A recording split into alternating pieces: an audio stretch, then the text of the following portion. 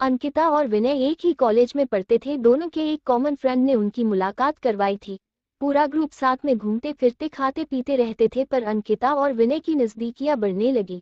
देखते ही देखते उनको एक दूसरे से प्यार हो गया। अब वो दोनों अकेले वक्त बिताने लगे। भाग में घूमना, साथ में मूवी देखने जाना, साथ में पढ़ना, वो हर चीज एक साथ ही करते थे। देखते ही देखते कॉलेज खत्म हो गया और उनका मिलना भी कम हो गया। एक बार अंकिता और विनय दोनों एक समुद्र किनारे बैठे थे। अंकिता ने विनय से कहा, अब तो हमारी कॉलेज भी खत्म हो गई है, अब हम एक दूसरे के साथ वक्त कैसे बिताएंगे, और अब जल्द ही मेरे घर वाले मेरी शादी करवा देंगे। विनय ने उसका हाथ पकड़ते हुए कहा कि अंकिता, तुम चिंता मत करो, मैंने एक दो कंपनी में अप्लाई कर दिया है। बस कुछ ही दिनों में मैं अच्छी नौकरी पर लग जाऊंगा, फिर हम अपने अपने घर में बता देंगे। 2 हफ्ते बाद ही विनय को अच्छी कंपनी में नौकरी मिल गई। जैसे कि उन्होंने तय किया था, उन्होंने अपने अपने घर पे बता दिया। विनय की मां तो मान गई, पर उसके पिताजी नहीं मान रहे थे। और यहाँ अंकिता के घर वालों ने तो साफ साफ इनकार ही कर दिया था।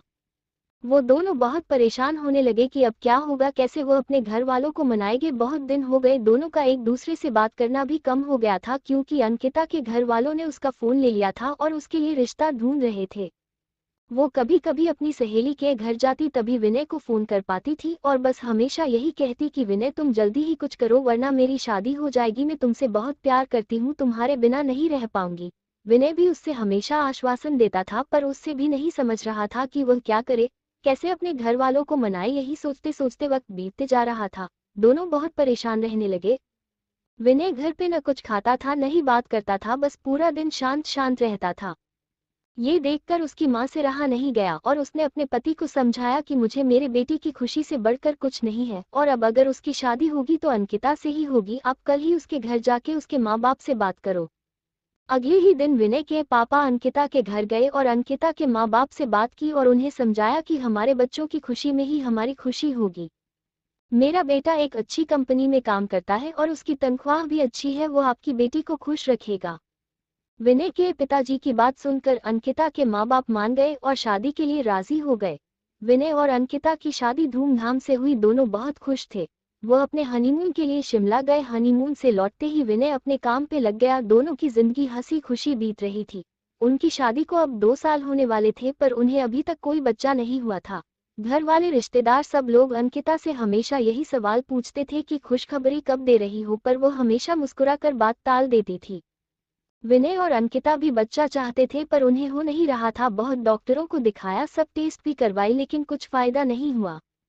अंकिता की सास उसे बाबा के पास भी ले गई, पर वहां से भी सिर्फ निराशा ही हाथ आई। अंकिता बहुत परेशान थी, उससे यही चिंता खाए जा रही थी कि वो कभी मां नहीं बन पाएगी। 4 साल बीत गए, पर उन्हें अभी तक बच्चा नहीं हुआ। एक दिन विनय ऑफिस से लौटा तो उसकी माँ उसे चिल्लाने लगी कि तूने अपनी मर्जी से शादी की, अब देख रहा है ना, अब बच्चा भी नहीं हो रहा। अब हमारा परिवार आगे कौन बढ़ाएगा। लोगों के ताने सुन सुन कर मेरे कान पक गए हैं। आखिर हमें भी इच्छा होती है कि अपने पोते पोतियों को देखें। ये सब अंकिता सुन रही थी। विनय ने अपनी माँ को समझाया कि जरूरी नहीं कि आपकी बाहू में ही कुछ कमी हो, मुझ में भी तो हो सकती है, आप शांत हो जाइए। जैसे तैसे उसने अपनी माँ को चुप करवाया और अपने रूम में चले गया, जहाँ अंकिता वहाँ बहुत रो रही थी। विनय उसके पास गया और उसे गले लगा कर कहने लगा, तुम चिंता मत करो, सब ठीक होगा, मैं हूं ना तुम्हारे साथ में, तुम्हारा साथ कभी नहीं छोड़ूंगा। और माँ की बात का बुरा मत मानो, वो ऐसे ही कहते हैं, गुस्से में जाने दो, खाना लगा दो, हम साथ में खाते हैं।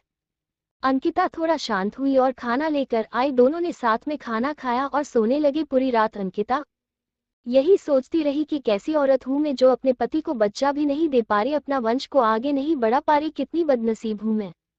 वो पूरी रात नहीं सोई और बस रोए जा रही थी। सुबह हुई, सब अपने अपने काम में लग गए। विनय भी ऑफिस के लिए निकल गया। अंकिता भी अपना काम करने लगी, पर उसके दिमाग में वही रात वाली बात चल रही थी। पूरा दिन यही सोचती रही। रात को जब विनय घर आया तो अंकिता ने उससे खाना दिया और वो दोनों अपने कमरे में सोने की तैयारी कर रहे थे कि तब अचानक अंकिता ने विनय से कहा कि क्यों न हम एक बच्चा गोद ले ले, अब हमें तो बच्चा नहीं हो रहा, क्यों न हम किसी बच्चे को गोद लें और उससे माँ बाप का सुख दे और हमें भी बच्चे का सुख मिल जाएगा। विनय ये बात सुनकर बहुत खुश हुआ। वो दोनों दूसरे ही दिन एक दत्तक ग्रहण संस्था गए और वहां पूरी बात बताई। दत्तक ग्रहण संस्था वालों ने कहा कि आप एक फॉर्म भर दीजिए, जैसे जैसे ही सब जांच पड़ताल हो जाएगी आपको फोन आ जाएगा। उन्होंने फॉर्म भरा और एक आशा के साथ घर लौटे कि शायद अब उनकी परेशानी दूर हो जाएगी। 6 महीने हो गए उनको कॉल नहीं आया। विनय जब भी वहां जाता वो लोग उससे एक ही जवाब देते कि कॉल आ जाएगा, पर इंतजार की घड़ियां बढ़ती जा रही थी। अब अंकिता हिम्मत हार चुकी थी, वो पूरी तरह से टूट चुकी थी। विनय भी आखिर कितना उसको समझा पाता, दोनों थक चुके थे, उन्हें अभी कोई उम्मीद ही नहीं रही थी कि वो कभी माँ बाप बन पाएंगे। पर विनय ने अंकिता का साथ और कोशिश करना नहीं छोड़ा, वो हर 2 दिन में संस्था जाता था। इंतजार करते करते 8 महीने हो गए थे और एक दिन अचानक विनय को कॉल आता है कि आप दत्तक ग्रहण संस्था में आ जाए, आपके लिए एक खुश खबर है। उसने तुरंत अंकिता को फोन करके दत्तक ग्रहण संस्था आने के लिए कहा। दोनों वहां पहुंचे तो उन्हें पता चला कि उनको एक बेटी गोद दी जा रही है, जो कि सिर्फ 5 महीने की है। विनय और अंकिता की खुशी का ठिकाना नहीं रहा। विनय तो खुशी के मारे वही नाचने लगा। वो दोनों उस बच्ची को लेकर घर आए। विनय की मां ने उनका पूजा की थाली से स्वागत किया। उन्होंने उसका नाम किरण रखा, जैसे वो उनकी जिंदगी में आशा की किरण हो। वो सब बहुत खुश थे, आखिर उन्हें अपनी बेटी जो मिल गई थी और वो अच्छे से खुशहाल जिंदगी जीने लगे। बस यही होता है प्यार, जो हर वक्त में तुम्हारा साथ दे और यकीन दिलाए कि हमारी परेशानियां हमसे छोटी होती हैं और हमें कभी अपने जिंदगी में उम्मीद नहीं छोड़नी चाहिए। विश्वास हो तो हम सब कुछ पा सकते हैं।